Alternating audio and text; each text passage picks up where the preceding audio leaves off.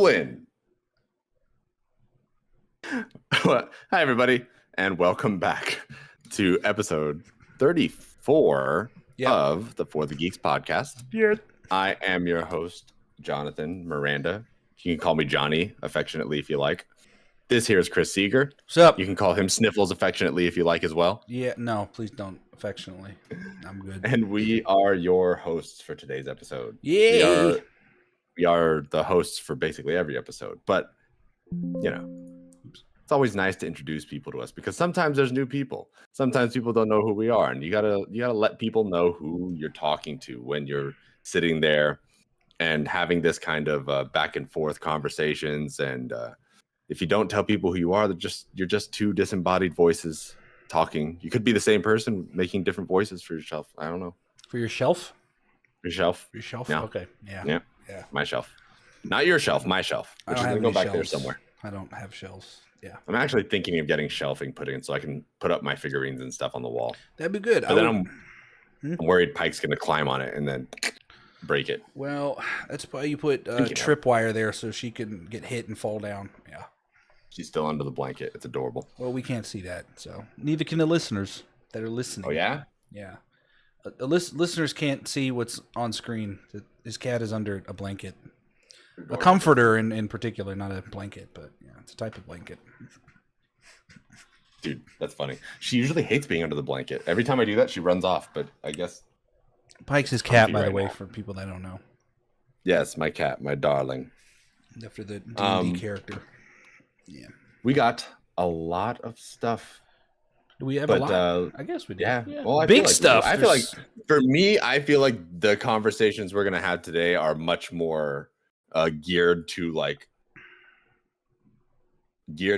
our actual focuses on a lot of stuff. Okay. Especially with not just with the news, but also the main topic of talking over today, which, for those of you who don't know, we are a talking podcast. Yeah, we talk about video game news, nerd stuff, and all sorts of fun stuff in between. Yeah. Movies, TV shows, video games, anime, hentai. We're basically there. Yep.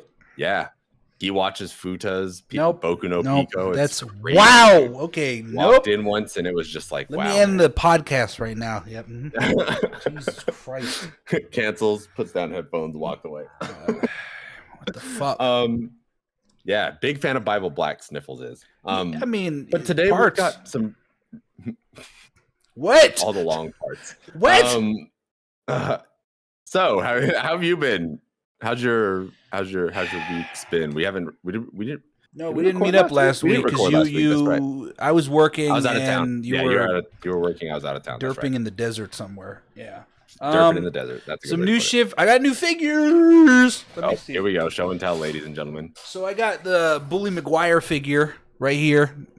Fucking the black suit Spider-Man from Spider-Man 3 Sam Raimi movie. It's pretty cool. I got the space robots, the Necrons, Warhammer 40,000. I already took a photo and put it in my Discord. These guys are fucking cool. It was $60 for both of them. I have the... That's not bad. Return of the Jedi Han Solo figure right here with the cloth cloak and whatnot. This one's pretty cool. Yeah. I'm just missing Princess Leia and Farm Boy Luke outfit. I have Katsuki Bakugo from My Hero Academia. He arrived this week as well. I'm waiting for Todoroki, and I need to order a Choco at some point.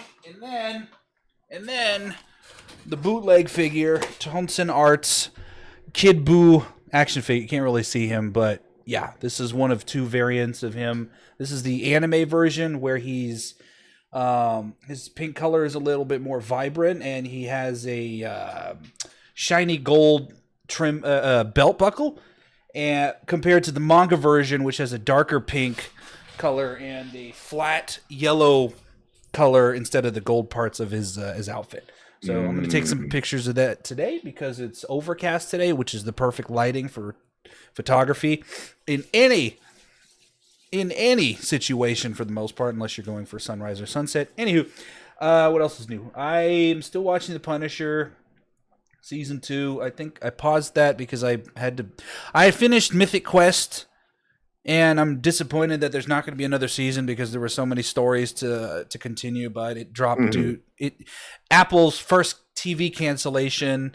It was they canceled it due to low viewership, and I mean, when you put something behind the paywall of Apple TV or Netflix or Hulu, you've got to go with the assumption still that you're going to not have a very high viewership.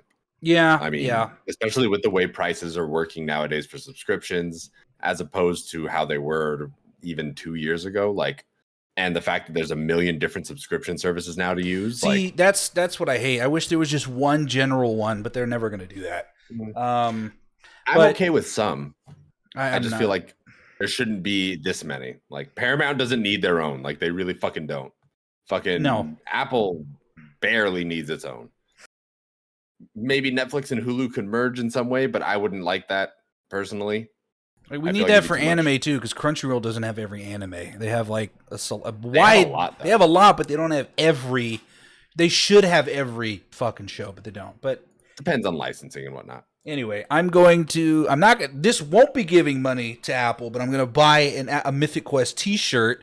Because they were done by Ubisoft. Ubisoft was running the show and all of that stuff. So I didn't know that until I was like Mythic Quest T-shirt, and it took me to Ubisoft, and I'm like, okay, I forgot they were the ones involved. Yeah. But yeah, and then I also hit a new personal record in the gym. For people that don't know, I can now bench press 235 pounds for one rep. On Monday, my gym bros are going to help me get to 245. My end goal, or mid goal, is to do 20 reps at 225. And an end goal, I'd like to do 20 reps at like 315 minimum. I'm not really going for... I am going for strength, but I'm not going for powerlifting strength. I'm going for lasting strength, so I can just keep doing the reps and whatever. That's what she said. Shut up. And then I've been watching Star Wars Andor, something you haven't been watching, John. It's really good. It is some of the best fucking Star Wars I've ever seen. Great cinematic storytelling, and I can't really talk much because I don't want to spoil shit, but this season's really fucking amazing. It is fucking incredible. First season was good. This is just like, I can't wait to watch Rogue One and then 4, 5, and 6 right after this, because that's how I feel the story's taking me. It's like, I need to keep going, even though I know what happens in the movies. I'm like, shit, this is incredible. And again, I know people online, specifically that idiot Star Wars theory, have a problem with Star Wars, like, oh, it's too dark. And I'm just like, you realize the Empire is based on the Nazi regime. You realize Andor was based on the Russian Revolution.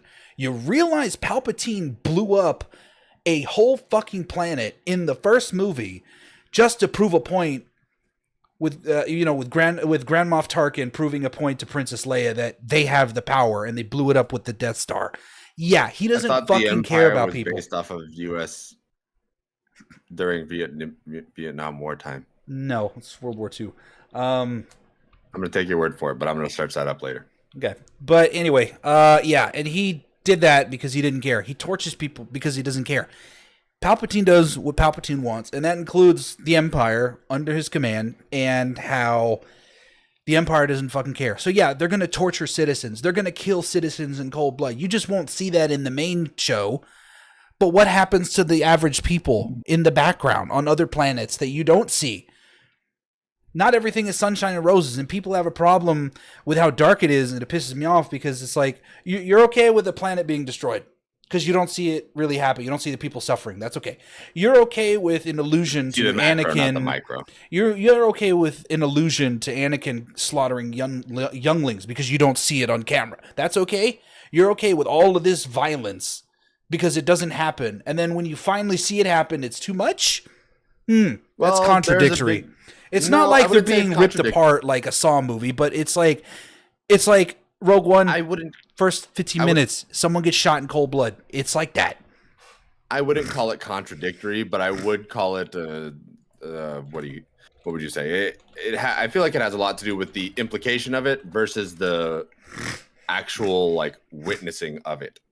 Seeing it happen does leave a much more lasting mark than just knowing it's implied and it happening, sort of thing. The younglings, for example, I guarantee you, if we watched Anakin actually cut them down, there would have been a lot more discourse over that whole scene and what it was. Probably. The reason it became such a good scene and such a historic scene in the sense for Star Wars is because it's an implication. You see it. You see that darkness in Anakin. You see him stand there with the younglings, light his lightsaber, and then straight cut. And then it's further enhanced by Obi-Wan saying, on a holo call to Yoda, he's like, and he killed younglings, and Yoda's just like, oh my god, I didn't know he'd go that far. It's like, he doesn't. They don't fucking care. The Sith don't give a shit, and that's what we've been wanting as original fans or whatever. We've been wanting to see a darker side because it is a war. It is called Star Wars. There's no happy shit everywhere. If you want a rebellion to work, you're going to have to kill people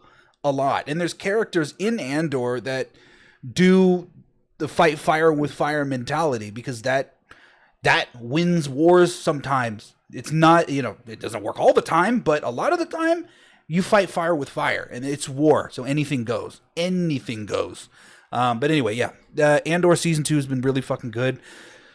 Tomorrow, on May 4th, actually, we get Tales of the Underworld, which is a 6-episode series, short series based on the stories of Asajj Ventress and what happens after the Clone Wars and the backstory to Cad Bane as to how he became an incredible bounty hunter in Star Wars Galaxy. So I'm excited to see that because I love the Tales series, and I can't wait to see more of the animation team stuff. Shut up. But yeah, what about you? What you been up to? Funny enough, been playing a lot more Fortnite.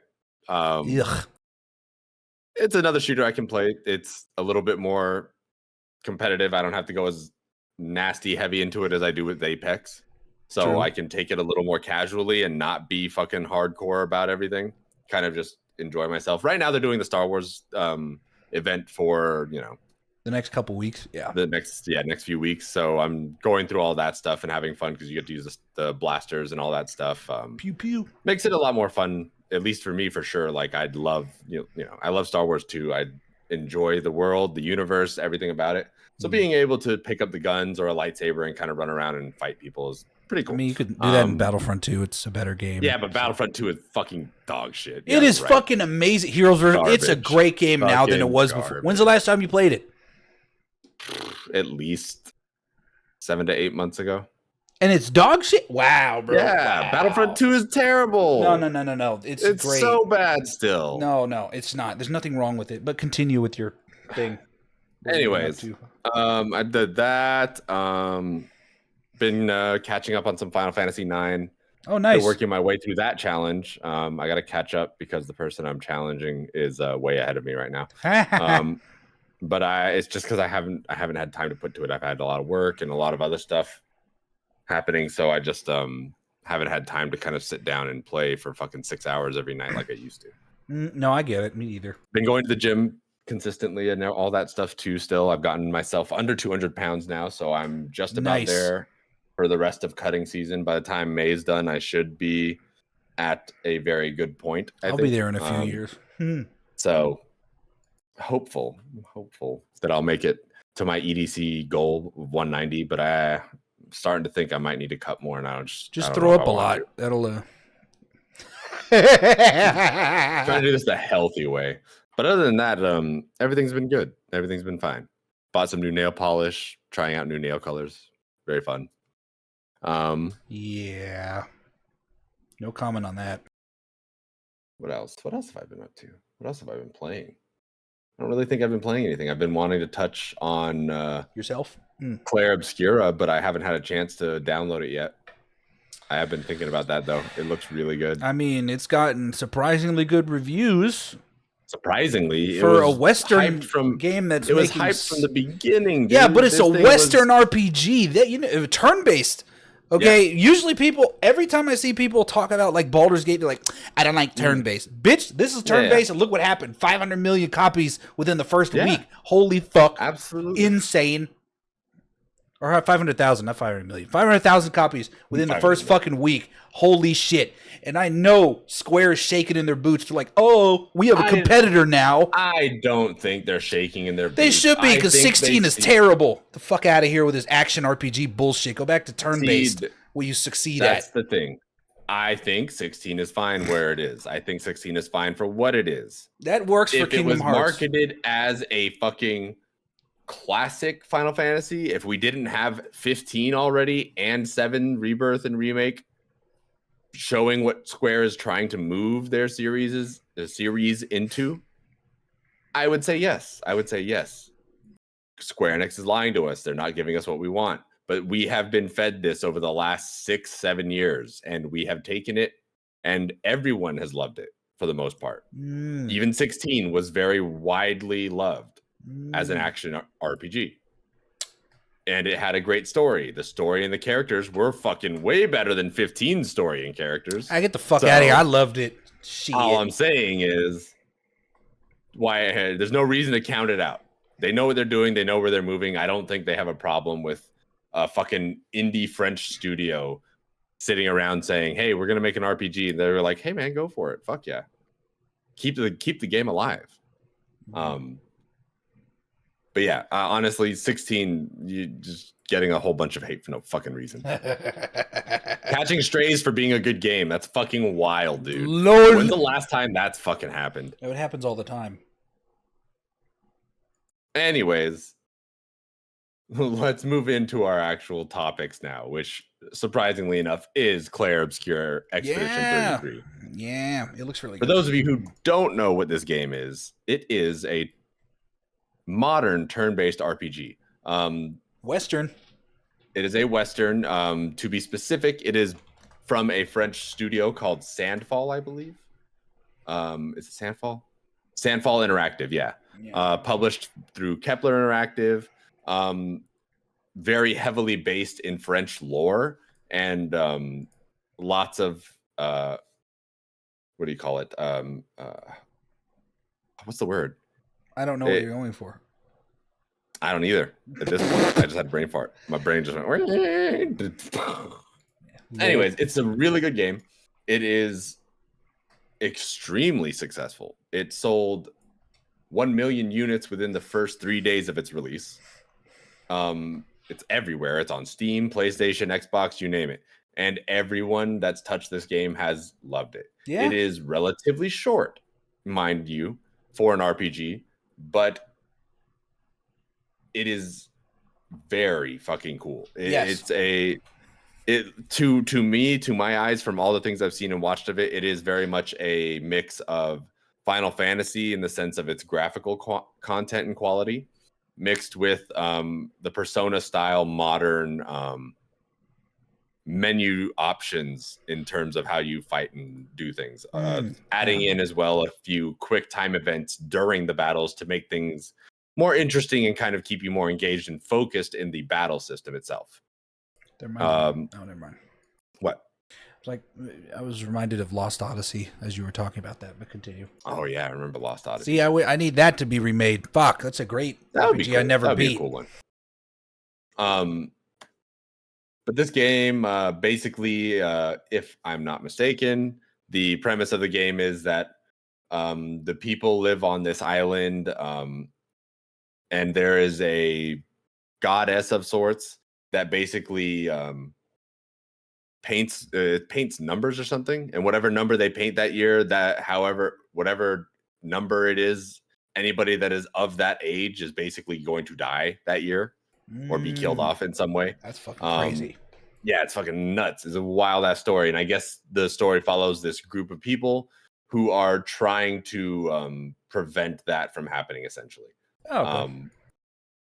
But it looks really fucking cool. It is a super fucking fun, like, idea, and I love the thought that's gone into it. There's like all sorts of cool little neat things that you've been trained to do from all sorts of RPGs for all time. Like, I saw a video the other day of somebody checking a trash can. They're like, it's just a trash can. Oh yeah, they checked it like 40 times. It was that because it's ingrained in our memory in RPGs that there could be. So it's Pokemon. It's Pokemon all over again. When you had to look through trash cans for that specific item on the cruise ship, it's like, is it in here? No. Is it in here? No. Is it in sorry, Vermilion City? That too. Imagine that some kid walking into your room, just going through your trash looking for something. Like, excuse me, is there anything here? Oh, there's nothing here.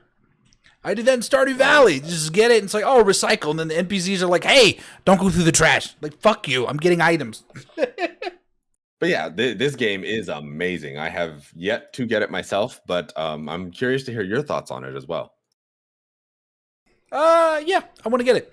It looks cool because, again, I because it's successful. I hope this means that more there will be more Western themed or whatever style turn-based RPGs. I mean, even though Baldur's Gate is in the East because it's the eastern half of the world, that's another one that's fantastic. But it's crazy because when Baldur's Gate came out, like I said, people were complaining that it's turn-based, and now this came out and it's fantastic and it's turn-based, and I don't see people complaining that it's turn-based. Like they prefer action RPG or whatever, but not the case with this game. It's been super successful, so I need more of that because the East dominates in RPGs because that's what they fucking excel at, including even MMOs with Korea and all the KMMOs they come out with.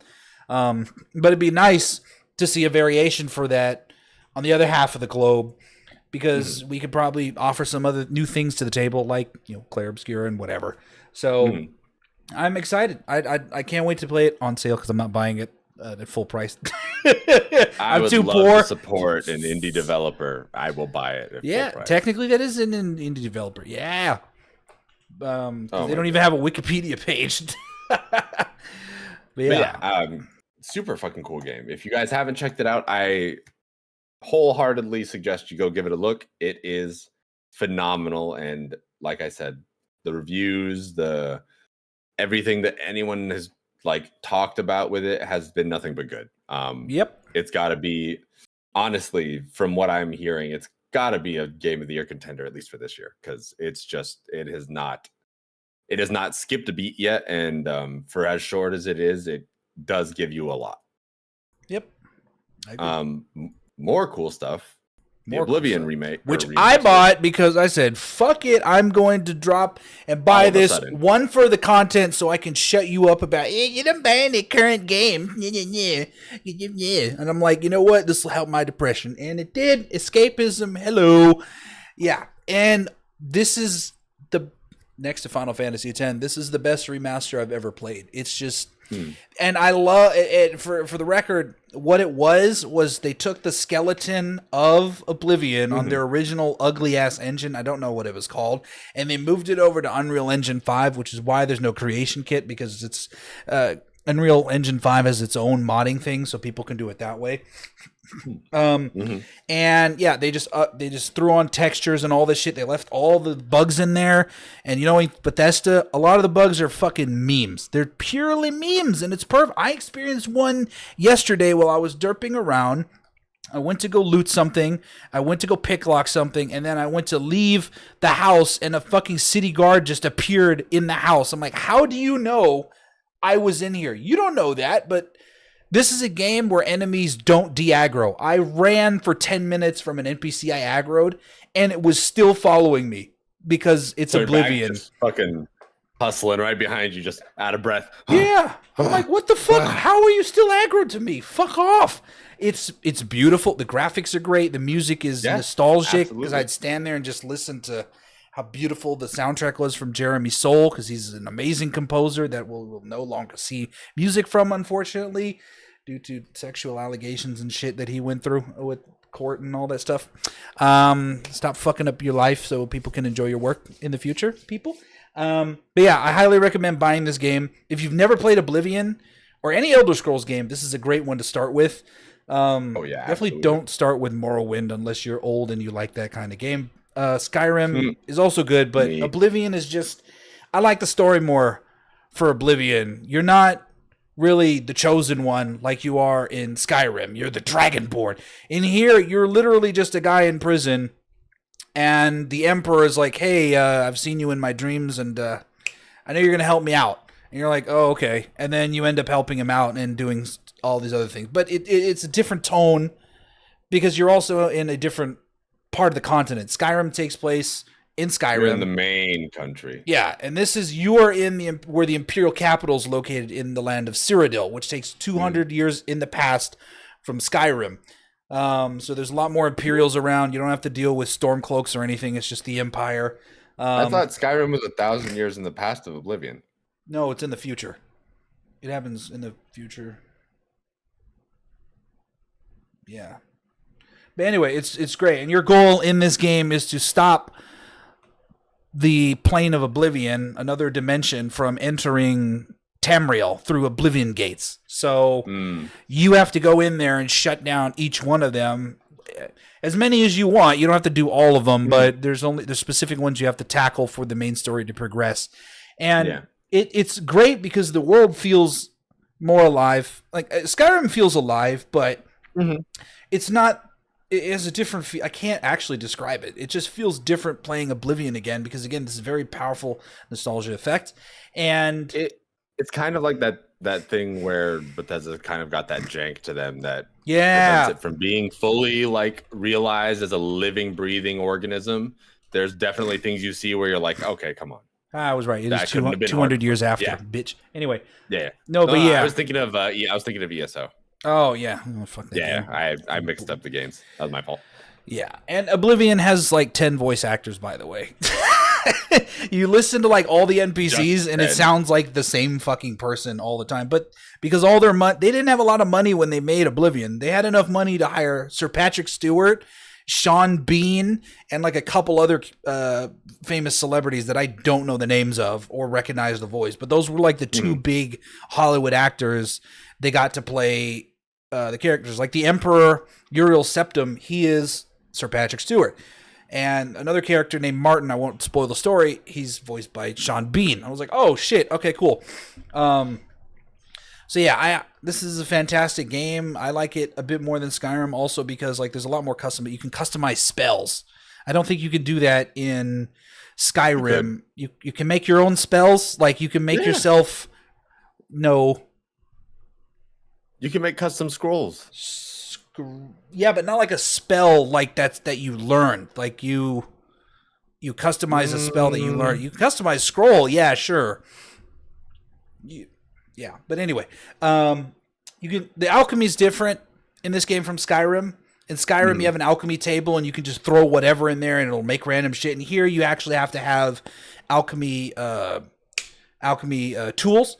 And you can carry it on the go, and then you have to actually find 2 ingredients that match each other's effect in order to create something. And then you throw something in new, and then it'll create like a whatever potion. But yeah, and a lot of the glitches in this game are fucking funny. Like the fact that you can drink like 50 bottles of skooma and then just sprint across the entire map of Cyrodiil, and then you can also go outside of the map and reach Skyrim, and the game will constantly tell you, you can't go here. Please turn back or whatever. Supposedly someone snuck out of the geometry and ran to Hammerfell. Yeah, I saw that too. They're like, "Ooh, is this a teaser for Elder Scrolls 6 that we're going to see in like 2035 or whatever?" Because they're never going to work on it. You never know.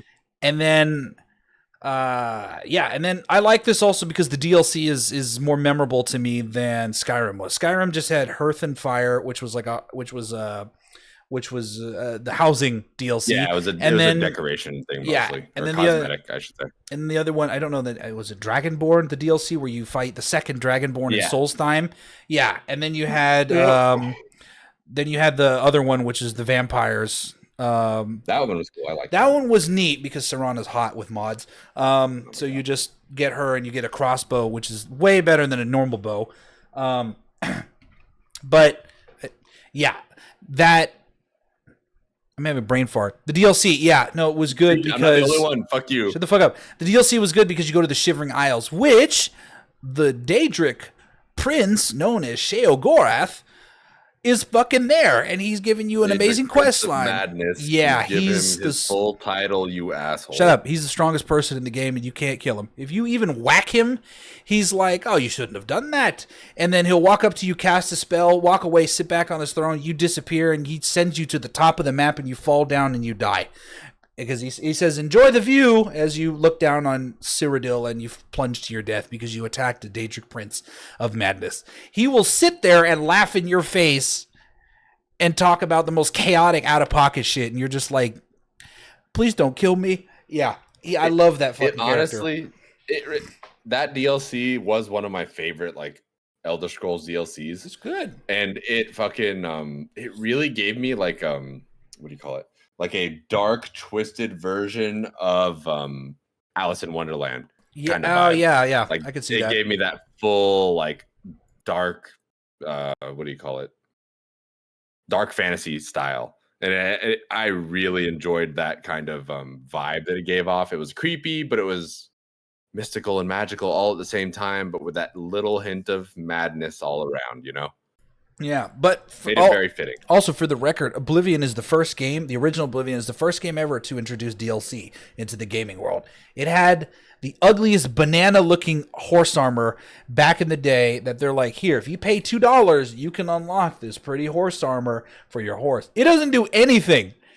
It is just a cosmetic, and people bought it thinking it was nice. I didn't buy it, but it came with the PC edition because that the edition I had came with all the DLC. So I was just like, oh, okay. Oh yeah, you bought the deluxe one, huh? Yeah. No. I meant like back in the day. I have the deluxe one now. If you if you were to buy the current Oblivion Remastered, you would get the original DLC for free. I bought the deluxe one because it gives you better looking horse armor and it gives you more quests to do and stuff, which is the only reason that I care about buying DLC. Care about buying DLC is because I want more quests and story. I don't give a fuck about cosmetics and all this other shit. It needs to be functional in order for me to like the DLC to buy it. But yeah, I highly recommend playing this. It has. I like the fact that it has an arena. I don't like that Skyrim doesn't have that. I like games that have an arena where you can show your strength against NPCs. Arena's cool. Whatever. I think what was it? Morrowind had an arena too. Yeah. And I thought those were actually really fun because of the medieval kind of setting that you have for these kinds of games. It only makes sense for there to be an arena for you to go where fighters just show up to fight. Yeah, that's why I like it. And then I was gonna say, some of the nostalgia joy is also cheesing the game. So like one of the first things I did in Oblivion Remastered was I got lockpicking up to level 100. Cheater. That's not cheating. Breaking the experience. Nah, it's part of the game. It's not an actual cheat code. I could bring up the console and type in a cheat, but I didn't. And the way you want to do this is, if you care about cheesing the game, you go to anything with a lock. You make sure you have one lockpick, and you go to a slot. There will be 5 pins. There'll be usually unless it's a legendary lock. If there's a pin that's already been locked in place, then you go to that one. If not, then lock one.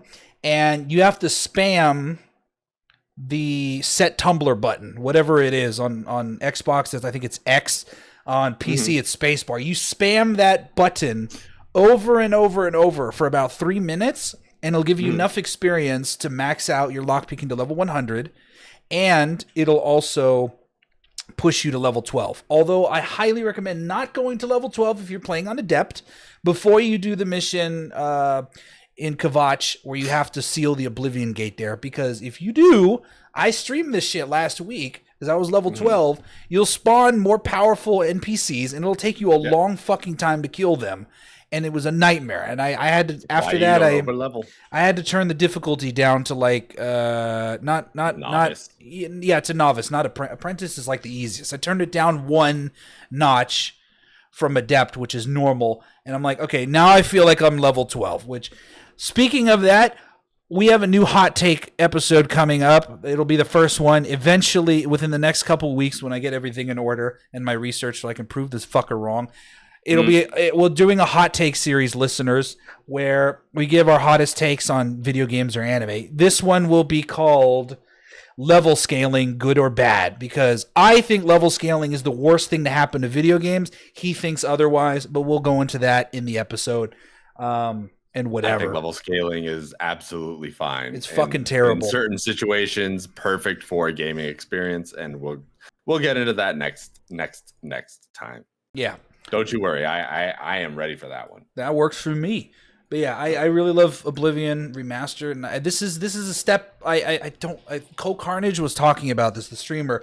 He was saying it's a step in the right direction for Bethesda because Bethesda didn't do it. They hired a different company to do it because, according to him, Bethesda has a problem with their own engine, and they just won't give it up. They won't change it or anything. They're just like, okay, we like this procedural generation shit. We're like this, and it's like, all right, well, you're going to learn the hard way that it looks better on other engines or performs better. Like, you guys need to develop a brand new engine for Elder Scrolls 6, or it's going to flop or whatever, kind of like what Starfield did. Regardless, I still want to play Starfield because it's sci-fi. But yeah, that's pretty much all I have to say on Oblivion Remastered. I really like it, and I'm going to stream it tonight, I believe. Yeah, I feel like I'm not tired today, so I can stream it. You guys should tune in. Seeger Plays. Seeger Plays! Usually I stream around like 9 p.m. Pacific. If I'm feeling up to it, maybe 7 p.m. Pacific, but we'll see. Yeah. Come check me out. Yeah. Are you going to buy it, though? Oh, you said you weren't going to buy it. Yeah, I'm going to get Oblivion. Okay. Cool. I didn't say I wasn't going to get it. Yeah, definitely going to get it. I just, again, like I said, I have a lot of stuff coming up right now with EDC, so I kind of have to pool my money towards that to make sure I got everything covered on that side. Yeah. Speaking of people covering their backside for money, we had rumors of a Titanfall game getting canceled at Respawn. Yeah. And EA being total douchebags about it. Fuck EA. Again. Yep. Sudden, shocking news. Tax write-off for executives. There you go. Like, shocked. Am I fucking shocked? No, obviously not, because this is just I knew it wasn't going to fucking happen. EA shit. Yeah. I mean, with Respawn, I know that their current focus, especially so, is going to be with the Jedi series. It makes sense. It's what's making them good money. It is a fantastic and amazing game. But the shooter community is falling behind in these also great and fantastic games that they could be having as well. Yeah. Titanfall 2 was a beautiful sci-fi story that was both mechanically pleasing in terms of its gameplay and aesthetically pleasing in its development and storytelling. Yes. It's a damn shame that we can't get a third one because of all the reasons, you know? You've got Apex, sure, whatever, fuck it, dude. Let Apex do its own thing. Work in something to make a game that runs off of Titanfall's story and lore and is actually playable as a single player. Like, do something. Stop canceling these great things that could be fucking phenomenal. That could just be the next step in the evolution of shooters, even. Why cancel it? Just why? Like, it doesn't make sense. Because they don't care about it. Companies like that, they don't care about it. Especially EA. They're stupid. They've always been stupid. Fucking hell. It's tough to see because that's not only a loss of an amazing video game, that is a loss of jobs, that is a loss of positions in Respawn and at EA that could be working on something creative and new, as opposed to being put on the workhorse of work on Jedi, work on Apex, you know? Yeah. Sad to see. It's like it is almost as equally as sad as hearing Xbox hiking their prices along with their video game. Yeah, like, it's insane. Fuck Nintendo, you damn ruined crazy. Everything now. God, I don't think we put it to Nintendo because this has been talked about in the industry for the last 3 or 4 years, which doesn't make any sense because in 2020 we got up to $70. So why are you going to increase the game price again within such a short amount of time? Holy people shit. Are going to say tariffs. People are going to say inflation. People are going to say yada, yada, yada, yada, blah, blah. The official argument against this is physical games. Sure. You got me there. Yeah. There's a level of production and cost that goes into that. Yes. Just the cases alone, along with the artwork and all that other bullshit that would maybe justify that kind of money being spent for a physical. Yeah. Sure. I'll take a loss on that hill and I'll accept that, right? Mm-hmm. But a digital game, digital goods, does not make sense to have a $80 price tag when I'm buying a license, just a license for the game. Yeah. It doesn't make sense. It really fucking doesn't. The wilder thing is, and I know we talked about this a couple weeks ago already, but the Nintendo thinks that the digital games should cost 80 and then the physical games should cost a whole fucking 90. Like, that's technically fucking wild. Simon corrected me. They're both $80. It was a mistype on Kotaku. Yeah. Was it a mistype on Kotaku? Because they put it on the fucking put it on the actual fucking presentation for the Switch too. That whole presentation said physical games 90. Simon, reply in the comments. Anyway, all continue. I'm saying is I didn't search further into it yet, so that's shame on me if I didn't.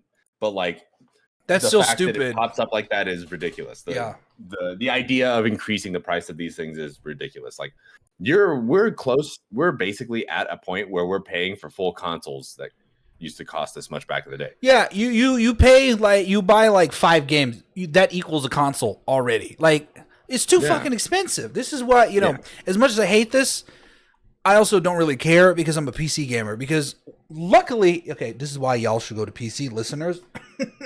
Because when new games come out, you don't have to buy them right away. And now that they're going to be $80 and shit, because I know Sony's going to follow suit. You just wait a year, it'll go on sale. Don't worry about it. You don't have to buy games right away on console either. No, you don't. But people do anyway because they're dumb. No, we're not dumb. We just actually want to play a game. You can play a game a year later when it goes on sale on PC. Again, there's no logic behind what you're saying other than it's cheaper. Yeah, that's literally the reason why. Because it's cheaper. Nobody wants to pay full price for that shit on console. It's $80. No. I would, for a good fucking game, for a game I've been waiting for a game I actually like. Yes, absolutely. It would have to be. It would have to be peak. It can't be like this crap we keep getting out here and there that are like, oh, this is going to be full price $70 for this, whatever the game is that I'm pointing to, which don't have one in my head right now. But still, not every game is like this is deserving of $70. A lot of games are like this should be $40, which is why I wait for a fucking sale on whatever it is. Like Sparking Zero, Sparking Zero should game of the year. Yeah, with that's DLC. That's okay. That's worth it. That's worth it. It's Elden Ring. It's not fucking Dragon Ball Sparking Zero. That shouldn't be $70. No. Silent Hill 2 remake. That's Silent Hill 2. That is peak. There is peak. Because it's coming from peak. It's not just shit. Fucking hell. Anyway, continue your fucking side. Final Fantasy 16. No. No. Full price game. Worth it. Worth a full price game. Yeah. No. But anyways. Yeah, I'm just disappointed that it's going this way so fast. It is still a very, very disappointing thing to see, considering we're not at the next console cycle. Usually these things happen during a console cycle swap. So, I hate to see the community move this way, or not the community, but I hate to see the corporate side of this community move this way. I don't think that, of course, there's going to be, adults like me who have the money to spend on this kind of stuff, that love gaming so much that they were willing to spend the money on this stuff. But there's definitely a lower end of the totem pole that they're not thinking about that I think is going to hurt them a lot more. Yeah. The parents who have kids who want to play certain games, this and that. The people who are already struggling to survive out there in this economy in certain metropolitan areas that cannot afford to drop $80 randomly. And sure, yeah, you'll give them the argument of, well, you don't have to buy it right when it comes out. But it's like the point of video games to me is being able to, not just the escapism part, obviously, but to enjoy that media. We play games because we love games. We don't play them just to kill time. We play them because we love the stories. We like involving ourselves in different characters. We like to see unique and different ever-changing worlds from creative minds who try to bring us new stories and new forms of new mediums in this specific culture. And it sucks to hide everything behind these giant paywalls now, where people won't be able to experience them right away, where they won't be able to enjoy that dopamine rush of running around a world and just fucking farming shit out and finding cool gear and becoming a part of this make-believe world that you don't get to see all the time. Yeah. It's really, really fucking shitty to see it changing like this. But we'll see what happens. Things will continue to go on, and like I said, people will go out there and buy them regardless, because you don't really have the choice at that point if you want to play something right away. But I'm very hopeful that the future has a little bit more to offer, because we see other titles like Clair Obscur coming out not being a full $80 game price. Oh yeah, it was like $50. Like, look at that. we still see developers making these amazing games, and not putting them at that full price and letting us enjoy them. A full remaster, Oblivion, $50, not $60, not $70. Yeah, $50. It's not hard. I think it does come down a lot to maybe the developers, and I think maybe the developers are starting to kick back against the industry standards and trying to focus away from the AAA studios, AAA publishers that push out these high capacity, high garbage games. Yeah. But what we're, even with that, we still have other choices and other options, such as the rumored Chrono Trigger remake that may or may not exist, but we don't really fully know. We don't really know, because it was said during, I think, a panel or an event. Yeah, on the website Insider Gaming, the website I used in the last episode for reference, the Chrono Trigger writer Yuji Horii appeared to confirm the existence of the remake because he let it slip during an interview.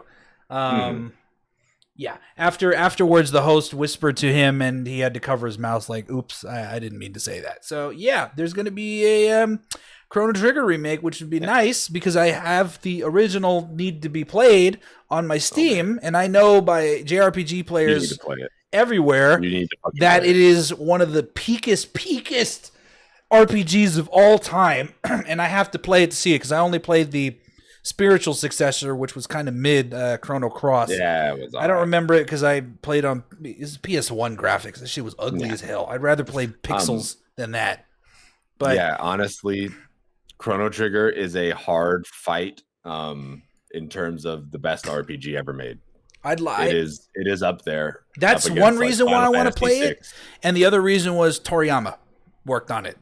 He did the art and all that. So again, I have to honor his legacy by playing this.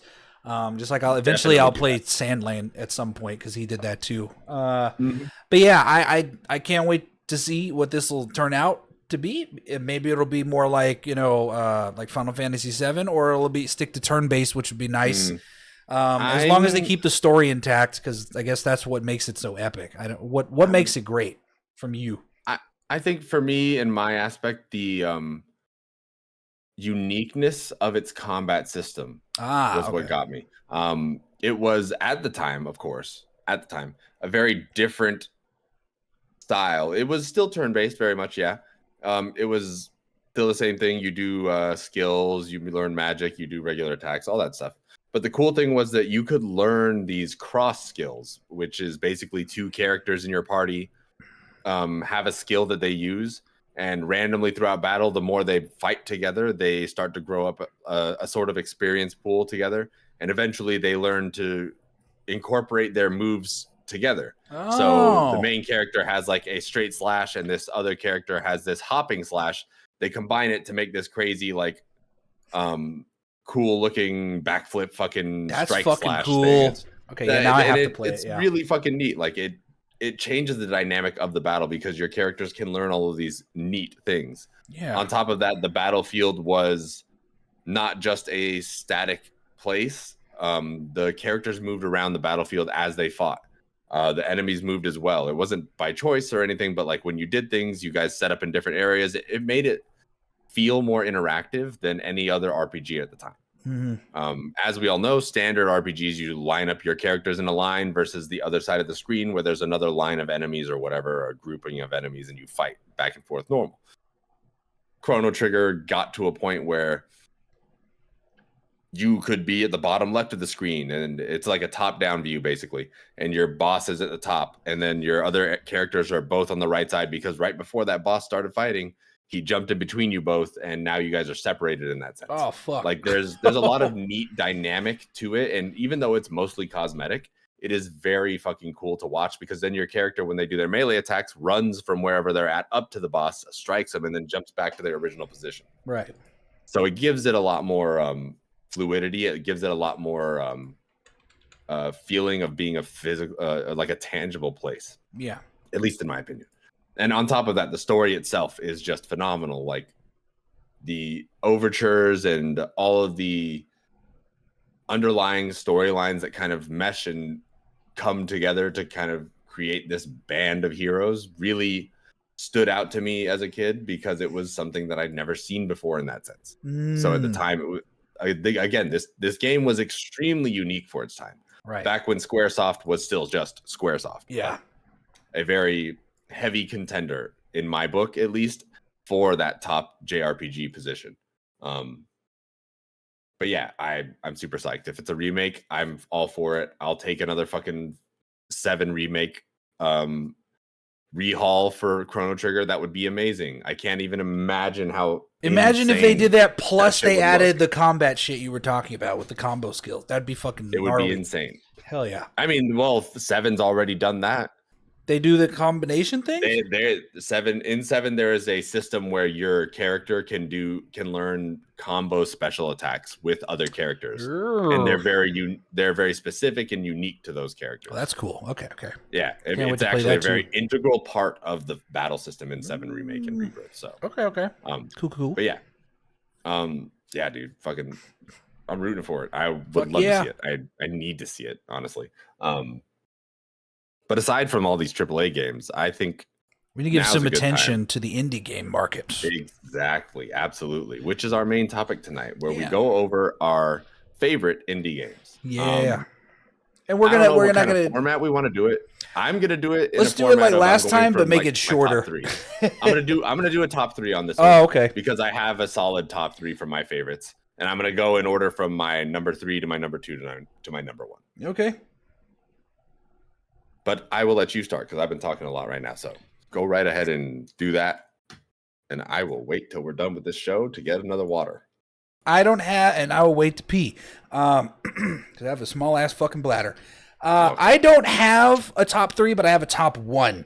So number 1, because this is a game that I have constantly come back to, and is the only indie game I fucking was addicted to. My friend Ryan was as well. Stardew Valley. I didn't know I would fucking like this shit.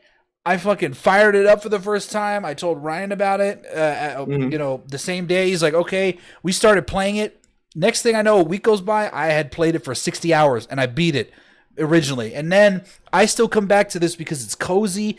I can set up a new farm. Because there's so much shit, and it's gotten to the point where somebody on Nexus Mods created a mod called Baldur's Village, which allows you to explore. You know what you're talking about. Yeah, which allows you to explore an entirely new content area north of the original map, full of Baldur's Gate 3 NPCs with custom dialogue and all this other shit, and custom avatars and blah blah blah. Originally, you can finally marry a Saurian. Yeah, originally it was taken down by Nexus Mods, but Larian reached out and they're like, "Hey, put it back up. We don't have a problem with this. It's okay." Which, in my opinion, gives brownie points to Larian just to showing how amazing they are. Because it just like with Bethesda encourages modders to fix their games, unfortunately, and make their games better. I wish more studios would allow that, but there's a whole other podcast discussion, modding. But Stardew Valley will always be my number 1 because I can come back to it. I know what to expect. I could turn my brain off and be like, okay, I'm going to pretend I'm a fucking farmer in metalhead attire, black clothing, and just, farm crops and make money off of booze and diamonds and shit, and go kill monsters in the caves. Because there's so much shit that's been added to that as compared to when I first played the game and beat it within the first 60 hours. Now there's like 6 different farms. No, there's like 6 or 7 different farms now. Before it was just like a normal farm that you're sent to because it was your grandpa's. You inherited it from your grandpa and he died and whatever. And you have to take care of this farm in the town, in the valley of Stardew Valley. So in Pelican Town. It's a fantastic game, and I highly recommend it to anybody. It's done success. I think it was originally created by one guy. Yeah, it was made by one guy too, which is insane. Ooh. Which reminds me of that FPS game called Bright Memory, which is also done by one guy. Or Lethal Company. Yeah, I didn't know that. But yeah, one dude did this, and he's creating another game called Haunted Chocolate Factory, I believe, which is something like that. Hopefully will come out in the next couple years. But yeah, you guys check it out. It's available on every system and on phones as well. You can play that shit on a microwave like Doom, probably, because Doom is memeable like that, because people can play that on a PDF, which is insane. But that's my number one. What's your number one? Well, shit. I didn't realize you were only going to do one. So I don't. We didn't say top or what. I have others that aren't the top. I figured you were going to pick other ones. That's why. I do have other ones, but not for the top. Okay. Well, I guess if we're going, I said I was going to start at 3 and move my way up. Okay, do that too. You started at the top, so now I got to start from the top too. Fucking it up, man. Shut up. All right. Well, there are many amazing indie games, and I will mention 2 later or after this that I absolutely adore and love. But a shocking pull. One of my favorite all-time games. An amazing story, amazing cast of characters, beautiful voice acting, awesome art style, which at the time, was its thing, was the game's thing. But also, I think more of a wild pick too, just because you don't really think of this developer anymore as an indie developer. Mm-hmm. I'm going with Telltale Games, The Wolf Among Us. My favorite indie game of all time. Sure, you could argue that Telltale Games don't have the mechanics. They don't really have action to them in the sense of a traditional game where you actually get to control your characters a lot more. It's a point and click. But I will say the story from The Wolf Among Us has to be one of the most awesome dark fantasy stories written in a modern time that I have gotten to enjoy in a long time. I think about that game a lot. I go back and play it every once in a while just because I love it that much. You are essentially your character is the sheriff of the town. I'm going to keep it as vague as possible. I know it's an old game and a lot of you have probably played it or beaten it or whatever have you, but I'll keep it vague for those of you who haven't played it because I wouldn't want to ruin this story for anybody. Yeah. It's a detective story very much based on 1920s noir kind of murder mystery stories.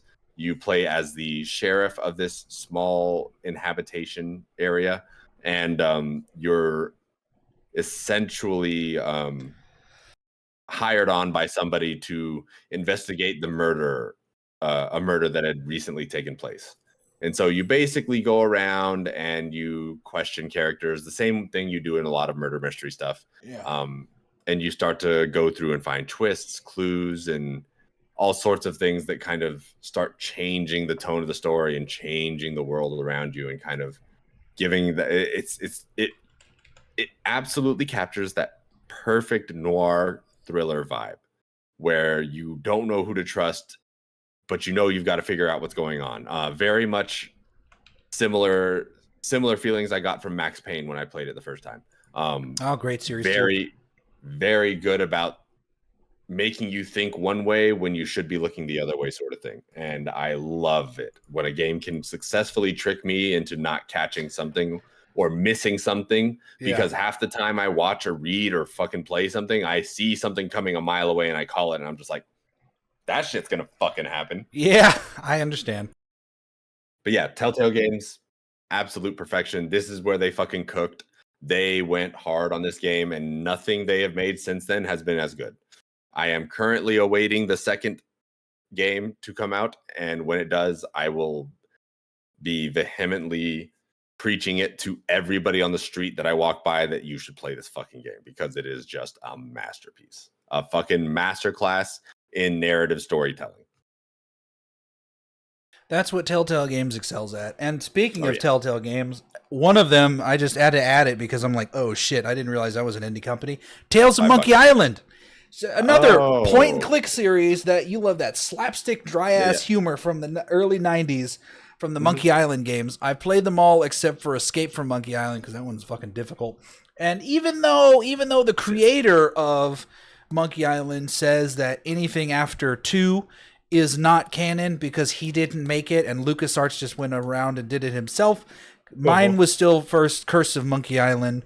And I love that one. So just because Creator says it's not canon doesn't mean it's not good. Yeah.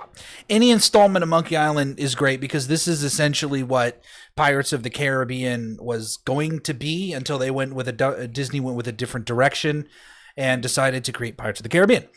But yeah, it's a 5-episode series. You play as Guybrush Threepwood and all the other. He's a mighty pirate, as he'll tell you often. And it's just the same formula as always, trying to stop the undead pirate LeChuck from whatever he's doing. In this episode, he's trying to spread a voodoo plague across the Gulf of Melange so you have to work with Guybrush and his wife Elaine to stop the undead pirate. I love it because again, it's nostalgia and then it's enhanced by it being a new game. I need to replay it at some point because I love everything about the Monkey Island series. It's one of my favorite LucasArts creations of all time because, like I've said before, the slapstick humor is just, you can't beat it. I'm 34 years old and I'll go back and play like the first one. I'm like, this is silly, and I'll still laugh at the jokes. I'm like, that's goofy. I like slapstick humor and what have you of olden days. So I highly recommend checking that game out too if you guys are looking into Telltale games, Tales of Monkey Island, anything. I need to play Tales of the Expanse because that's a continuation story of the sci-fi TV show, The Expanse, which is like Game of Thrones in space. But I'll save that for another conversation because I haven't played that one yet. But yeah, that would be a second of my indie games. Yeah. I think for my second one, I'm gonna have to go with Castle Crashers. Castle Crashers is my brother loved that shit. Hell yeah. Beautiful fucking show of what good development in a beat 'em up, side-scrolling beat 'em up game can be. Hell yeah. This game came from the Behemoth, which was headed by what's his name, Dan Paladin. He used to be he is a game developer, and he did a lot of stuff on like Newgrounds. So if you look at the character design and then you go back and look at some older Newgrounds stuff, you can see the similarities and everything that he did working on Flash games there. But that game has like had my heart since its inception. Like the second it launched, I started playing it and I fell in love with it. It is such a good game. I've actually never played it. I've just watched my brother play it. Dude, we got to fucking play it. It's so much fun. The beauty of it is that it's got high replayability. The story itself is very fun. It's funny. It's like, it is a dorky kind of Flash game story that you would expect, but done on a much higher scale. But it's got charm to it. That's the thing. You basically play as one of 4 knights with your friends, and you're chasing down an evil wizard to save the princesses that he captured away from the kingdom. And every time you play through the game as a character, once you get to the end and beat the game, you unlock a new character. Every character unlocks a different character, and each character has a very different set of like magic or whatever have you. Their play style and everything changes depending on what the character is. So there's like tons and tons of replayability. There's a lot of mini games in it. There's a lot of there's an arena mode for different places in the map that also unlock other characters if you beat them. You can do versus mode with your friends to see who's the best. It's just a really fucking fun time, and no matter how many times I've beaten this game, I always go back and play it every once in a while and pick it back up again and play it again. That's a good thing. It's just addicting. I can see that. It's like that 2-week Minecraft people go on. Like every once in a while, I have to get my fucking fix of Castle Crashers because it's just so much fun. I'm like that with Stardew Valley too. Yeah, that's why it's my number one. I've literally played this game more times than I can remember or count. And this game has been out since like 2008. Oh yeah, it's old, but it's a gold. Literally but gold. Old but gold. Definitely old but gold for this game. So absolutely solid positioning on my list. That's your number 2. Okay. Absolutely. Again, I don't have an order. My next game is one that many have probably never heard of and I Googled this before I got on. I've never heard of this company making any other games called. The company is Mayet Entertainment. They created the 2 games called Gun Z. Gun Z, the second duel would probably be one of my favorite independent games. K style in the first one? Now, I didn't really play much of the first one. I played it in like internet cafes, but my brother was really good at K-Style. I'm surprised you remember. Oh yeah, you know what this game is. I used to play that game. I used to do K-Style. That was me. Speaking of which, I just discovered it was added to Steam as of September last year as a coming original? soon. Yeah, it's coming soon. So it's supposed to probably come out sometime this year. I wish listed it, and I'd love to get carpal tunnel from playing the original game. But I'd probably be way better at K-Style now. I've got so much better keyboard control than I used to. And hand dexterity, yeah.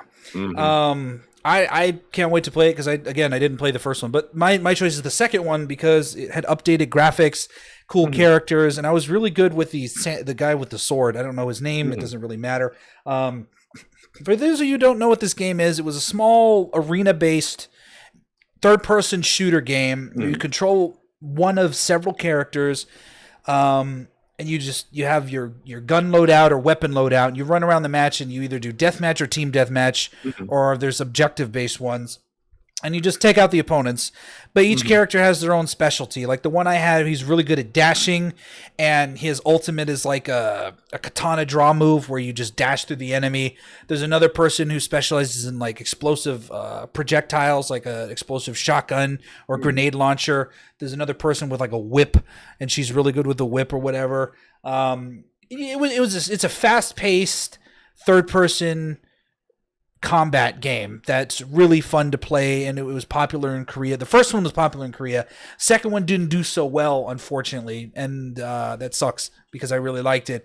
And there are microtransactions to buy gear, but the gear isn't permanent. At least, in the second one, the gear wasn't permanent. You could buy a new gun, but it would only last you like a week. So if you were hardcore, you would either swipe or just earn the money in game, get really good gear, and then it disappears after 7 days. That was the catch with buying those items and whatever. So just buying normal ones. Even the cosmetics were really hard to get in the loot farming drops because the cosmetics can be permanent, but again, it's Korean RNG, so they're really fucking you over when it comes to you have to pay a lot of in-game or actual physical cash or digital to get what you wanted. I got like one gun skin the entire time I played it, and that was the only thing I got. Everything else I got was terrible. But I can't wait for the original one to hit Steam, and I hope it explodes because everyone from like the 90s and early 2000s playing on computers knew about this game. It was in internet cafes. It was fantastic. It wasn't as popular as CS:GO as Counter-Strike 1.6, but it was in the same area of popularity for Asia specifically, and it made its way over here to the West. So I'm excited for that to come. But yeah, Gunzi, the Second Duel, is one of my favorite indie games. It would be cool if that was on console, but it isn't. The only way that game stays afloat nowadays is if they leave all the bugs in that made K-Style work. Oh fuck! If they take K-Style, that's what people missed about out of it. There's no way that game does good. That's why the sequel didn't do as well. What is K-Style for the people that don't know? So K-Style was a glitch basically in this game, and I didn't know it was Gunzi. We all just called it Guns back then. But me too, but I could call it Gunzi for professional reason. But essentially your ability was you had a dash, right? You had a dash that you could do in any direction that you pointed or whatever. The trick with doing it was hitting your dash and attacking with your melee sideways as quick as possible as you do a quick hop. So as soon as you hop, I hit my space bar out of habit. You hop and then you dash sideways and then you hit your melee. It keeps you low to the ground, but it moves you really fast. And you drop right back down, you hit the ground, you just keep bouncing back and forth. Essentially, you were supposed to boom, bum, bum, bum, bum, take 1 or 2, 3 hits and the guy's dead. It took a very large amount of control to do because it was very difficult to kind of do all those things at the same time. But if you could do it really well, there were people that were just moving around like fucking my brother Neo in the Matrix, just like skating across the map and just cutting everybody up along the way. It was insane. Sometimes you'd watch people have fights together in K-Style and they would just be going back. It's like a fucking anime battle. Yeah. It was insane.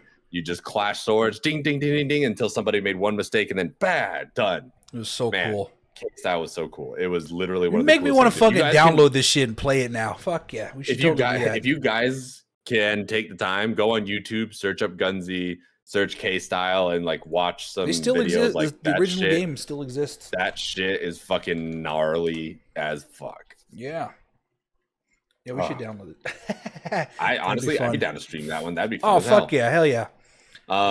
We'd get fucking rocked real fast. I know, right? We get taught our lesson. But what's your number one? My number one was thing. Remember, you started from the top. Oh, yeah. Sorry. So, what's your number 3 choice? So my number 3 is actually a more recent one, but it is something that is near and dear to my heart for games that I love to play. This one, for those of you who may or may not know it, is called Bloodstained: Ritual of the Night. It is a never heard of it. Action RPG from 2019. It is well known for its very classic Metroidvania style with a modern take on it. The reason for that being, it is in some ways a spiritual successor to the Castlevania series. The producer of the game is Koji Igarashi, who was a writer, developer, and director for multiple Castlevania games, including Symphony of the Night, as well as Harmony of Despair. So this game is about a young girl who is called a shard bearer, who is basically a human who absorbs powers from demons, from demonically charged crystals, essentially, and gains powers. Very similar to how Yoko from Castlevania got her powers from like monsters in the field. It's similar to that, but it is a equipable style, much more like Soma's from Harmony of Despair. So you absorb these techniques and these attacks from the enemies, and then you equip them to your character and kind of do all this other stuff. On top of that, you had a very in-depth and deep gear system, including weapons and armors and accessories, that really gave you a lot of freedom to kind of build your own style and build your own play style in the game. It did have a lot of back and forth, like many Castlevania, Metroidvania kind of games, but it was fun and it was modern. It was very, very new looking, very bright and shiny, and still felt true to the classic style of a Metroidvania game. I actually did not think I would fall in love with it as much as I did when I bought it. I bought it because I was in the fix and I didn't want to play Symphony of the Night again. I was like, I got to try something different. And I found this and I said, oh, okay, this looks cool. Started playing it, started getting into it, and immediately fell in love with it. The story itself is very good in terms of a Metroidvania game. The action and combat in it feels very, what's the word? It's very tight. It's very, it's tight. It's very precise. It feels good, and it doesn't neglect on certain aspects that make it stand out as a Metroidvania game. Hidden walls, secret dungeons, secret bosses, map exploration, all that good stuff coming back when you can finally do a double jump or have the ability to, destroy certain objects. It captures that nostalgic era of video games for me and amplifies it, bringing it into the modern world. And I'm desperately hoping that the sequel eventually comes to light, because there was a rumored sequel to be in early development in June 2021, and we heard nothing about it after that. So I'm very hopeful for the future. I will not keep my hopes up, unfortunately, but it is a good game. They did put out 2 spin-off games that were based on older Castlevania style games called Curse of the Moon, I believe. It was based on another character in that game. Circle of the Moon? No. Oh, Curse of the Moon. Oh, okay. Yeah.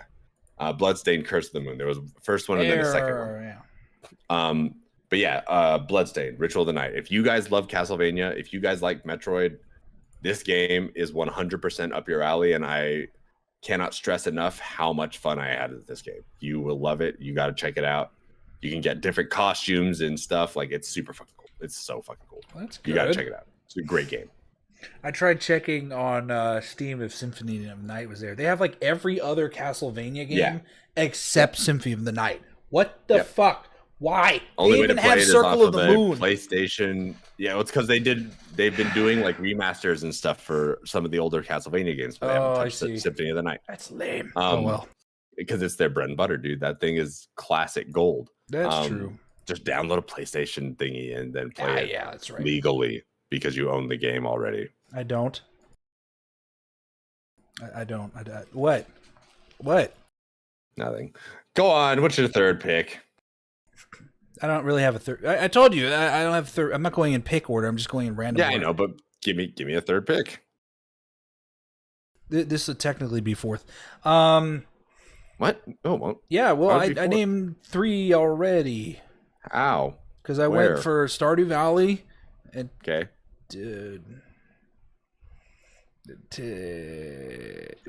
Shut up. Okay. Has to do with chimps and apes and things no, okay, whatever. Shut up. So another game that I really like that's indie, that's actually pretty good, is Terraria. There's another game that I find myself going back to because it's a better version of Minecraft in my opinion, because Minecraft is a sandbox. You dropped in the world, you can do whatever the fuck you want. Mm-hmm. And there's only one boss. There's the Nether Dragon. In Terraria, it is... Well, there's a warden now, but... In Terraria, you're dropped into a sandbox world, but your goal is to get gear and kill bosses and progress the world's story in a sense, and do whatever the fuck you want that way. And I always can just go back, turn my brain off like in Stardew Valley, and enjoy the qualities of Terraria, which is also... It's made by Relogic for people that don't know. It is also available on multiple systems as well as your phone. So you can play that shit anywhere. There was going to be a Terraria 2 at some point, but they decided to drop it and just continue working on Terraria itself. At this point, there's so much shit in there, which eventually we'll go back to it. Terraria 2 still exists. It's just they said, fuck it, we're going to put all this in here, and then Terraria 2 is going to be its own unique thing. And then you have incredible mods like the Calamity mod, which adds so much other shit into the game. Makes it more difficult, more gear, more bosses, stuff like that. There's a whole bunch of stuff. Makes me wonder why we didn't do that when we started playing it again. Because I wanted Jose and Ryan to get the vanilla experience first, because they've never played. They didn't really play it. They only played they played it at launch and then stopped. Or Jose did. Ryan did not really play it. And now I'm like, you guys don't even know about the Moon Lord and all this other stuff. It's like, no. Okay. Yeah. So it's a fun game. I've always enjoyed playing it. The music is addicting because I could just listen to the same song over and over. But it's fun. I have a lot of fun playing that, especially with you and Jack and whatever. Oh, yeah, absolutely. It's cool. It's Terraria. It's a fun ass game. Not everyone loves it. Surprisingly, but it is a great game. Honestly, I think it is one of my picks for top indie games because I just love it so much. It's just like Minecraft. We always go back to it. Yeah, no matter what, all the time, and it's like nonstop. We'll play high that replayability. Shit until we beat the game. Yep. Yeah, absolutely. And because they, like you said, add new things all the time. There's always something new to do all the time. You don't have any more, right? I have a whole bunch more, but we can save it for another time when I want to spew on it. Oh, I was going to list my other indie games. I was just going to say. Oh, go for it. Go ahead. Okay, so other ones I have My Time at Portia. Fire round, baby. My Time at Portia. They have a sequel now called My Time at Sandrock, which allows co-op play. It's not a survival game, but you're dropped into you're in this town called Portia, and the town has fallen apart, and it's your job to help rebuild the town. The same premise is for Sandrock. You're sent there to help rebuild it. So you can go to the dungeon, fight monsters for materials. You basically are gathering materials, completing jobs for people in the town, while also doing farming, upgrading your farm to level 1, 2, and 3, and building things like you can build like a hot air balloon for people, or you can, I believe you can pilot it and go around. You can capture llamas and use them as a mount instead of a horse, which is funny because llamas just they jump around hilariously. And doing what now? There's pink llamas. You just beat them almost to death, and then you capture them as a pet, which is hilarious. Your eyes. God, man. It's fun. You can, there's romance in the game. There's all these other mechanics. It's a really chill game, similar to Stardew Valley, but the focus is on building machinery instead of an automation instead of farming like it is in Stardew Valley. So I highly recommend that one. That one's fun to play. Another indie game I mentioned earlier in today, not on the cast, is called Katana Zero. That is if you're a fan of hard games that like to kill you instantly if you get hit once. Very This John is one of them. Woo experience kind of games. Yes, you're a samurai. You're a rogue. You're a Ronin samurai in a cyberpunk themed world, and it's a side scrolling pixel game. Beautiful graphics, beautiful music, and combat. Yeah. I was coerced into playing this game, and I don't regret it because it was fun. Because the guy wouldn't shut up about it. I'm like, all right. And he's like, if you beat this game, I'll give you. Coerced? He's like, if you beat this game, I'll give you Hotline Miami for free. I'm like, okay, cool. And I'm never gonna play Hotline Miami because it's too hard. But Katana Zero. You have to dash around the map. If you get hit once with a bullet, you die. But you have the ability to deflect bullets with your sword. You can also slow down time as well to do things. But what's cool is, like, once you die, the whole map resets. And so you have to think, okay, I can't go this way anymore. I have to go this way. You can't go this way. It's like this Flash game. Very much in the same vein as Hotline Miami. Yeah.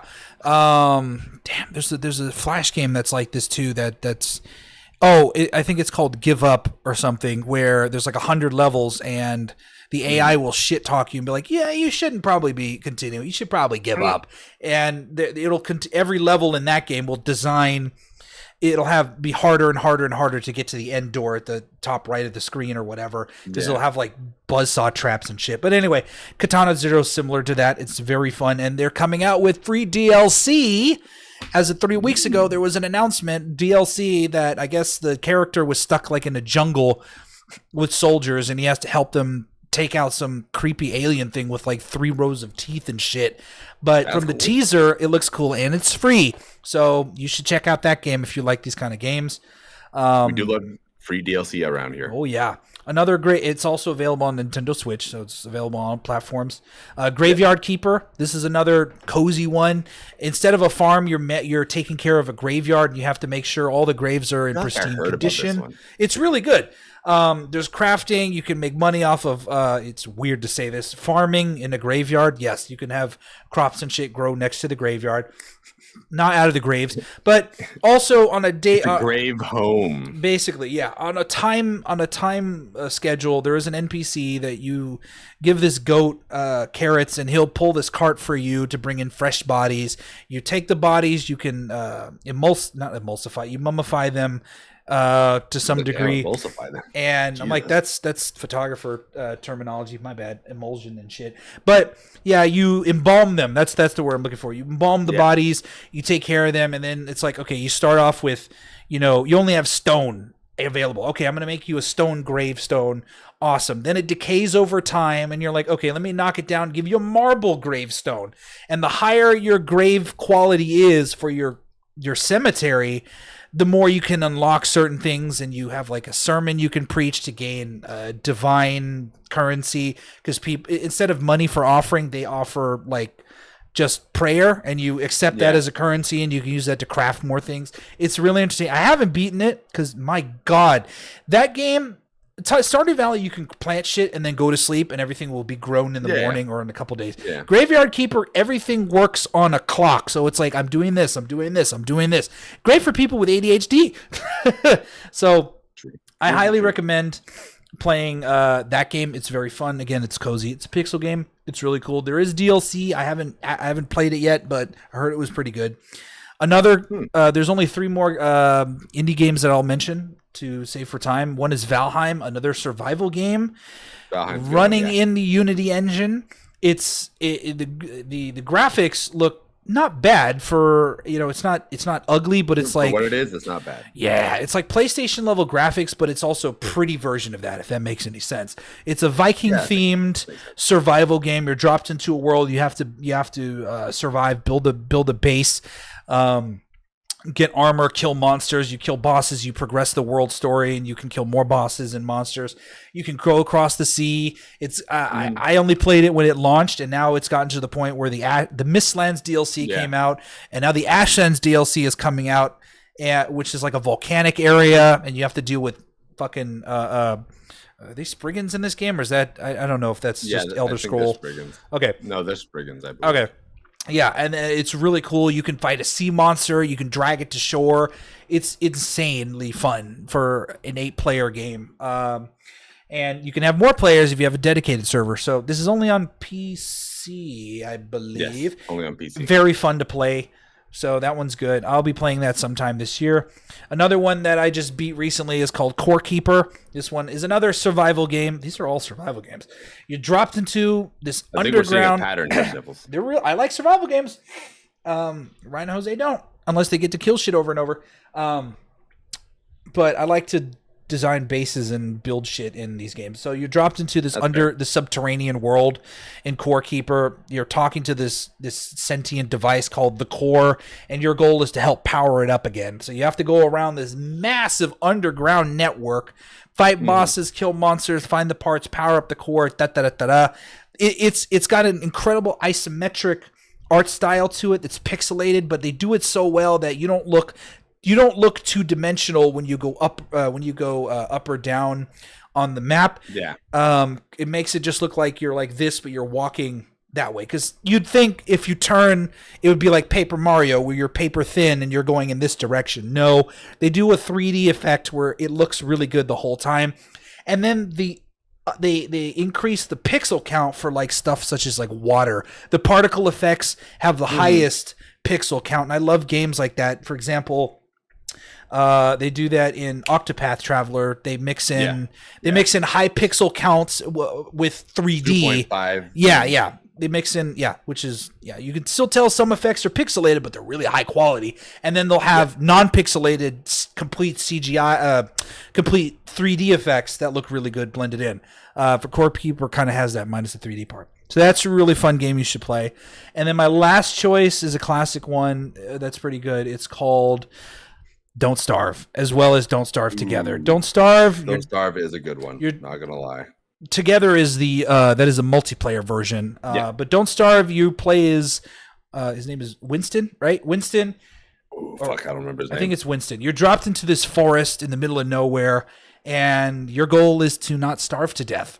Don't starve. Literally. It's kind of in the title. Yeah. So you have to, as well as survival games that have a hunger mechanic. So you you have to build a base. You have to fight off monsters and shit. You have to go out and venture and find, more sustenance and stuff to create gear and all that, what have you. And also dealing with another factor, which is the darkness. So if you don't have your campfire alight at nighttime, the darkness will creep in and kill you because it's dark and it's evil. Also, you have to manage your sanity.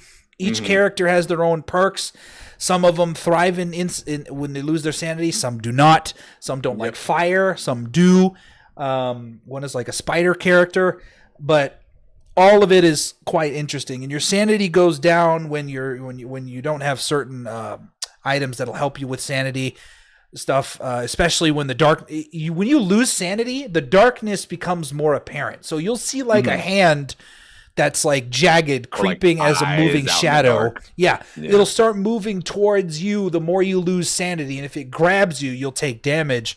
You lose even more sanity, and then you die. I've never made it past day 19 and Don't Starve Together, but that's because we suck. I need people that are actually good at survival games, like my cousin here and Jack and Brooks. Jack and Brooks are really good at Don't Starve. I'm not that great at Don't Starve. See, really I need to play with you fuckers because y'all know what you're doing.